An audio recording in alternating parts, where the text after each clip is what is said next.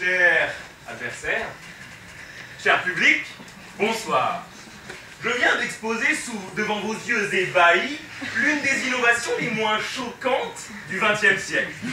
Le post-it est la preuve collante qu'il n'est pas nécessaire de choquer pour innover.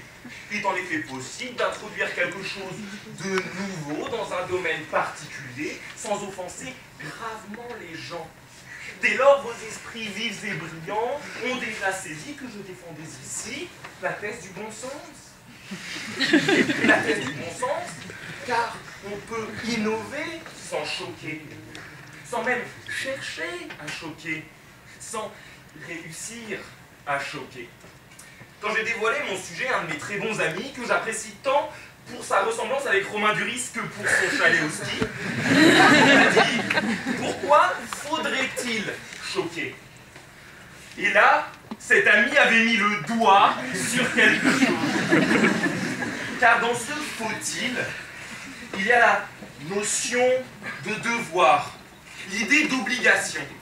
Or ce soir, mon but n'est pas de nier que l'on puisse choquer pour innover. Je veux simplement répondre à la question et de vous montrer qu'il n'est pas nécessaire, qu'il n'est pas obligatoire de choquer pour innover. Vous me trouvez peut-être bien péremptoire. C'est pourquoi je vous propose de nous concentrer dans un premier temps sur le cas des innovations technologiques. Je vous rappelle en passant que choquer signifie offenser gravement quelqu'un dans ses sentiments, ses principes. Les plus perspicaces d'entre vous ont remarqué que les notions de valeur, de morale et d'éthique et tac sont bouleversées lors d'un choc. Or, qui, dans cet amphi, s'est vu pris de haut le cœur devant un four micro-ondes? Qui s'est vu perdre connaissance devant un écran plasma? Qui a vu ses aisselles auréolées de sueur devant les nouvelles capsules Nespresso? Tout ceci, cher public, toutes ces innovations sont du neuf, du nouveau, qui ne choquent personne. Vous avez des innovations plein les poches et ça ne vous a pas choqué de les acheter. Une innovation technologique, au mieux, ça fait dormir un geek devant un Apple Store. Il faut arrêter de se mentir. Ça ne choque pas la morale. Votre quotidien est fait d'innovations non choquantes. Vous voulez une preuve que l'innovation ne choque pas? Le tir cornichon. Le tir cornichon vous permet d'accéder au cornichon sans avoir à mettre la moitié de la main dans le bocal. Parce qu'une innovation réussie, c'est pas une innovation choquante, c'est une bonne idée. Une innovation réussie, c'est quelque chose qui nous est devenu tellement naturel d'utiliser qu'on se dit « Merde, c'est tout con ça, j'aurais dû l'inventer ». Je vois que ça parle à certains. Tous, vous avez compris que l'innovation technologique ne chauffe pas. Bien sûr, mon adversaire a tenté de démontrer que pour innover, il fallait choquer.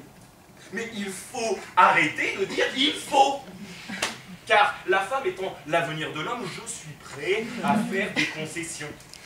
Je ne cherche pas à nier que certaines innovations sont apparues par le biais d'un choc.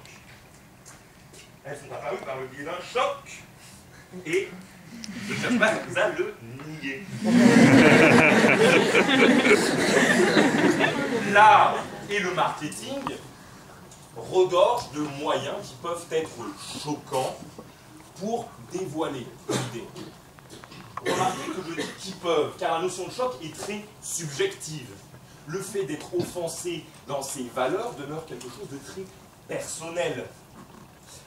Est-ce qu'on est vraiment choqué devant les colonnes de Buren? Bon, je trouve ça très moche, c'est vrai. Mais c'est un avis très personnel. Je vois bien que le monsieur là-bas n'est absolument pas d'accord avec moi.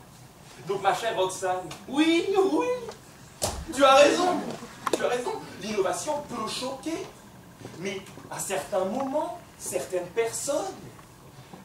Mais choquer n'est pas la condition pour pouvoir innover. Au contraire, en choquant pour innover, on ne se souvient pas de l'idée nouvelle. on se souvient seulement du moyen qui a été utilisé pour la dévoiler. Et puis, si la notion de choc est subjective, elle est aussi franchement liée au contexte dans lequel elle apparaît.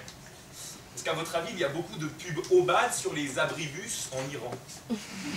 Bon, ceci étant dit, il apparaît, on comprend désormais aisément, puisqu'on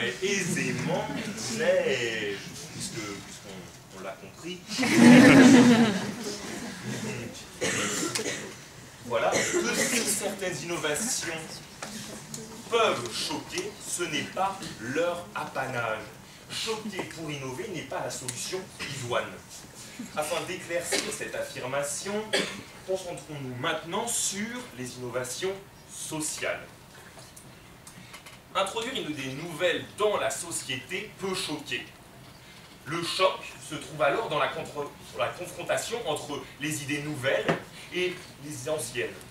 Cependant, celui qui porte les concepts nouveaux dans la société n'a pas obligatoirement pour intention de choquer. Galilée ne s'est pas réveillé un matin en se disant « Je vais les choquer ». Non, le mec se lève un matin en se disant « Et pourtant, elle tourne ». L'innovateur prend le risque de choquer certaines personnes parce qu'il a pressenti que le changement qui fait peur aujourd'hui ne choquera plus demain. À ce moment-là, le fait de choquer certaines personnes n'est qu'un dommage collatéral. La démocratie permet d'exposer des idées neuves, de créer un débat, chacun étant alors choqué ou non dans ses valeurs. Ainsi, le bikini ne vous choque plus, alors qu'un bikini, ça n'est pas aussi léger que ça en a l'air. Ou encore, vous considérez comme évidente l'abolition de la peine de mort, tandis que Robert Badinter a dû lutter pour cette innovation, pour cette avancée sociale. À ce titre, remerciez Daniel Cohn-Bendit, qui ne soulevait pas des pavés pour trouver Paris-Plage. Remerciez aussi Simone Veil pour la pilule et l'avortement. Et demain, remerciez François Hollande pour son débat sur le mariage pour tous. Vous l'avez compris. Vous l'avez compris. On peut innover en faisant appel aux émotions. Mais il vaut mieux faire le pari de l'éducation de l'homme. Car enfin, il serait dommage de nous prendre pour des rats de laboratoire, devant être électrochoqués pour avancer. Parce que, je ne sais pas toi Roxane, mais je fais la différence entre des souris et des hommes.